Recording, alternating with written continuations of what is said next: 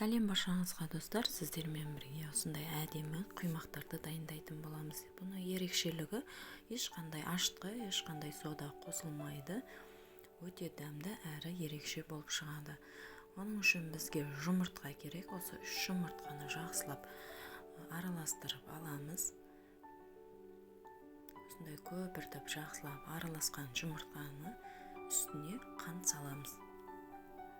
Қантымызды салып, оны да жақсылап ерігенше араластырып, үстіне бөлме температурасында тұрған сүтімізді саламыз. Видеоның астына барлық рецептін жазып кеттім, сол бойынша дайындасаңыздар болады.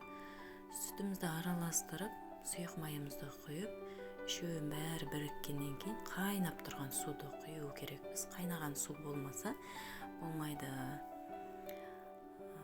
Қайнаған суды құйғанда жақсылап тез-тез араластыру керек. Тез-тез араластырып, біркелкі масса болғаннан кейін барып ұнымызды саламыз.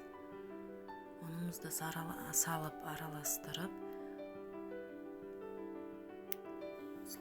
артынан ұнның құрамын бәрін толық видеоның соңына жазып кеттім. Міндетті түрде сол бойынша дайындап көріңіздер. Осындай не қою емес, не сұйық емес, осындай орташа сұйықтық пайда болады. Сол кезде ғана құймақтарымызды пісіріп аламыз. Менде арнайы осындай құймақ пісіретін тава жоқ. Үйдегі бар таваменен осылай құймағымды пісіріп аламын. Міндетті емес, үйіңізде қандай сковородка бар, сонымен дайындасаңыздар болады. Егер піскен құймағымызды алдын артын біркелкі пісіріп аламыз, осындай тесік-тесік болып шығады. Бұл қайнаған судың көмегіменен осындай болады. Ешқандай құрамында сода жоқ, тұрыш, ашытқы ешқандай қосылмады қыздар. Әрі жұмсақ, әрі осындай тесік-тесік болып шығады. Мен осындай артын қалған неге жасыл краситель қостым. Балдарға ерекше болсын деп. Өздеріңіз үйде қандай краситель бар, қоссаңыз да болады, қоспасаңыз да болады. Ол міндетті емес.